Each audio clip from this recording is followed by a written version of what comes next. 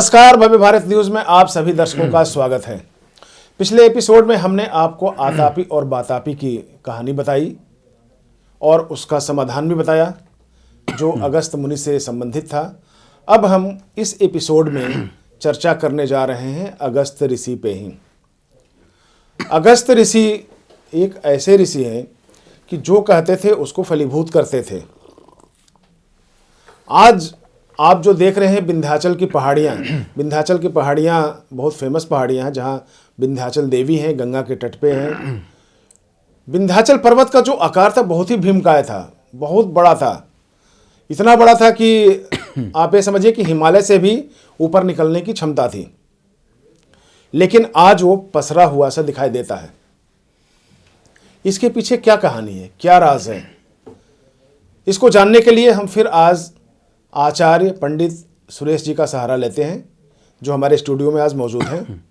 पंडित जी, आपका स्टूडियो में बहुत बहुत स्वागत है। नमस्कार सर। हिमालय से भी ऊंचा जी विंध्याचल पर्वत निकलने की कोशिश किया था। इतना घमंड था कि हम सूर्य को भी घेर लेंगे, बिल्कुल बहुत ऊंचा निकल जाएंगे। लेकिन उनका घमंड चूर किसने किया, इस पे आप प्रकाश डालिए। जी, सबसे पहले मेरा दर्शकों को नमस्कार। देखिए, 2 एपिसोडों में आपको अगस्त जी के बारे में बताया गया। ये तीसरे में अगस्त की एक और अद्भुत चमत्कारिक कार्य बताता हूँ। अगस्त ऋषि को बताया आपको कि शिव जी के 7 शिष्यों में से प्रमुख हैं, सप्त ऋषियों में से एक हैं, मंत्र दृष्टा, ऋग्वेद में बहुत बड़ा योगदान है अगस्त ऋषि का। एक बार ये संसार में, ब्रह्मांड में कंपटीशन की भावना होती है, प्रतियोगिता की भावना होती है कि हम नंबर 1 हैं। कौन नंबर 1 है? सब नंबर 1 बनना चाहते हैं। इसी होड़ में हमारे पर्वतराजों में होड़ मची। पर्वतराज जो हिमालय से भी बड़ा होना चाहते थे, विंध्याचल पर्वत, और ये अगस्त ऋषि के शिष्य थे, महान शिष्य थे पर्वतराज। ये विंध्याचल पर्वत अगस्त ऋषि को बहुत मानते थे, गुरु थे वो। लेकिन होड़ कंपटीशन में विंध्याचल इतनी ऊंचाई तक जाने लगे और बहुत ऊंचाई तक पहुंच गए, और ऐसा लगा कि अब ये सूर्य का प्रकाश भी नहीं आने देंगे, और मृत्युलोक में मानव जाति के लिए, सभी सृष्टि के लिए बहुत खतरा उत्पन्न कर रहे थे। सूर्य का जब प्रकाश नहीं आएगा तो जीवन ही कैसे होगा? बिना सूर्य के तो जीवन है नहीं। सूर्य ही जो है फैमिली ट्री है, सृष्टि का निर्माता है। सृष्टि तो सूर्य से ही होती है। अब जब सूर्य ही नहीं रहेंगे तो क्या होगा? इससे जो है ऋषियों में, देवताओं में भी बड़ा भय पैदा हो गया कि ये हठी हैं पर्वतराज, विंध्याचल पर्वत। जब मनुष्य इतना हठी होते हैं तो ये तो पर्वत हैं, इनको कौन रोक सकता है? अपार शक्ति भी है इसमें। तो इसके लिए अगस्त जी को बुलाया गया। अगस्त जी के पास सब गए और बोले, महर्षि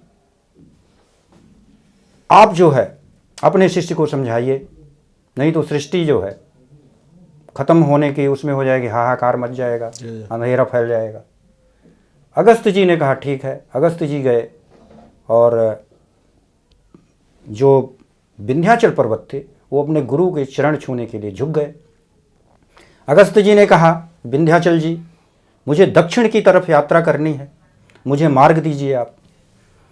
तो और इसके लिए उन्होंने मार्ग दिया, झुक करके बोले आप जाइए। और अगस्त जी ने कहा, तब तक आप झुके रहिएगा जब तक मैं वापस ना आ जाऊं। तो विंध्याचल जी ने स्वीकार किया और अगस्त जी दक्षिण की तरफ गए और फिर उस मार्ग से कभी वापस नहीं आए, जिससे कि आज तक विंध्याचल पर्वत पसरा हुआ है। और अगस्त जी के कारण ही आज हम सूर्य का दर्शन करते हैं, नहीं तो विंध्याचल पर्वत ढक लेते। और वो दक्षिण की तरफ गए, और दक्षिण भारत में अगस्त ऋषि को विशेष रूप से जाना जाता है। उन्होंने 700 आश्रमों का निर्माण कर दिया। छोटे समय में कोई इतने बड़े आश्रमों का निर्माण नहीं कर सकता, एक अद्भुत ऋषि ही कर सकता है। यानी कि इससे ये भी पता चलता है कि उनका जीवन बहुत लंबा था, क्योंकि 7 आश्रमों का निर्माण किया, देश विदेश में नौका विहार किया, नाव से दूसरे देश जाते थे, तो अब इतना आसान तो नहीं है कि 200-400 साल में कोई पूरा कर ले। इसका मतलब वो बहुत दिनों तक उनकी आयु भी थी, दीर्घायु थी, और उनमें बहुत ज़्यादा एनर्जी थी, ब्रह्मांड की बहुत बड़ी एनर्जी थी, और उन्होंने इस तरह का अद्भुत कार्य किया। लास्ट में जो है महर्षि अगस्त्य ने अपने शरीर को हिमालय पर्वत में छोड़ा, जिससे कि उनकी सारी शक्ति हिमालय में समाहित हो गई। हिमालय में तो ऐसी भी शक्ति है, अगस्त्य की भी शक्ति चली गई, इसीलिए हिमालय में बहुत बड़ी एनर्जी है, शिव जी की एनर्जी है। तो हिमालय का जो एरिया है वो बहुत ग्रेट है। कहा जाता है कि जो वैचारिक इन्होंने जो विचारों का जो त्याग किया वो साउथ में किया जी, और जो शरीर का त्याग किया वो कैलाश में किया। कैलाश में, हिमालय के कैलाश में शरीर को त्यागा, शरीर को त्यागा। समाधि उन्होंने प्राण का जो सूक्ष्म शरीर को है, हाँ, उन्होंने साउथ में त्यागा, साउथ में त्याग दिया। बिल्कुल। और उन्होंने अपने शरीर को हिमालय में, स्थूल शरीर को उन्होंने हिमालय में त्यागा। वैसे पूरा शरीर, पूरे शरीर को त्याग, पूरे शरीर को त्याग दिया, और सूक्ष्म शरीर को वहां पे त्यागा। उम्र का अगर हम अंदाजा लगाते हैं, जैसे आपने अभी उम्र की चर्चा की कि उम्र की बहुत बड़ी होगी निश्चित तौर पे। कई जगह मिला है कि 3-3.5 हजार साल के आसपास का इनका उम्र रहा हो। इसमें कितनी सच्चाई है ये तो खोज का विषय है, क्योंकि जो प्रमाण हमें मिलते हैं हम उसके आधार पर बात कर रहे हैं कि 3.5 हजार साल के आसपास उनका उम्र बताया जाता है। इस बीच में उन्होंने बहुत ही अद्भुत काम किया।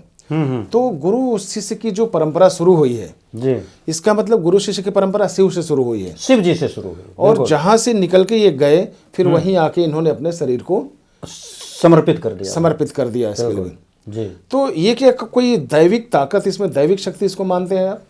ये दैविक शक्ति है, इनके तपस्या की शक्ति है, मंत्रों की तपस्या की शक्ति है।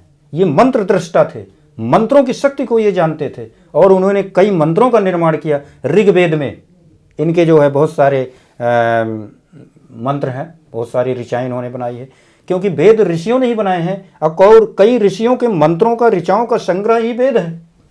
जी जी। जैसे भारद्वाज ऋषि ने के बहुत सारे मंत्र हैं, ऋचाएं हैं, उनके 10 पुत्रों के बहुत सारे ऋचाएं हैं, इनके भी अगस्त्य जी के भी पुत्र की कुछ उसमें ऋचाएं हैं। विश्वामित्र जी ने गायत्री मंत्र का स्वयं निर्माण किया, जो कि आज जन जन में जो है गायत्री मंत्र का वो है, कितनी बड़ी शक्ति है। विश्वामित्र जी ने ही मंत्र शक्ति से, ये बहुत लंबा खिंच जाएगा वशिष्ठ और विश्वामित्र में कैसे वो हुआ, अगले एपिसोड में कभी देख लेंगे उसको। बिल्कुल बिल्कुल। तो इस तरह से हम देखते हैं कि मंत्रों की शक्ति से, तपस्या की शक्ति से व्यक्ति एक देव बन जाता है, बहुत बड़ी शक्ति उसमें। चलिए, तो आज हम अपने देश के भावी होनहारों से, छात्रों से, और जो आध्यात्मिक रास्ते पे चले गए हैं उनको भी मैं अनुरोध करूंगा, आग्रह करूंगा इस मंच से कि आप लोगों का ध्यान निश्चित तौर पे ऋषि महर्षियों और मुनियों के जो खोज हैं, जो ऋचाएँ हैं, उस तरह जानी चाहिए। और वो अगर अपने जीवन में आप आत्मसात करते हैं तो निश्चित तौर पे आपको वो सब कुछ मिल जाएगा जिसके पीछे आज आप लोग दौड़ रहे हैं। आपका जो आदर्श है वो एक फिल्म अभिनेता नहीं हो सकता, एक बार डांसर नहीं हो सकती, एक कोई वैज्ञानिक नहीं हो सकता। अगर आप लोग इस रास्ते पे चलते हैं, एक एक चीज़ें खोजिए, पकड़िए, देखिए, समझिए उसको कि क्या चीज़ें हैं, तो ये सब आपके सामने ये फीका लगने लगेंगे। फिर अब अगले एपिसोड में फिर हम इसी तरह के सब्जेक्ट लेके आएंगे। तब तक के लिए बहुत बहुत धन्यवाद आप लोगों को।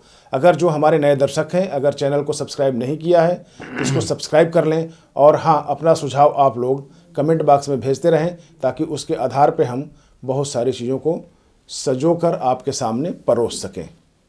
नमस्कार। पंडित जी, आपका बहुत बहुत धन्यवाद।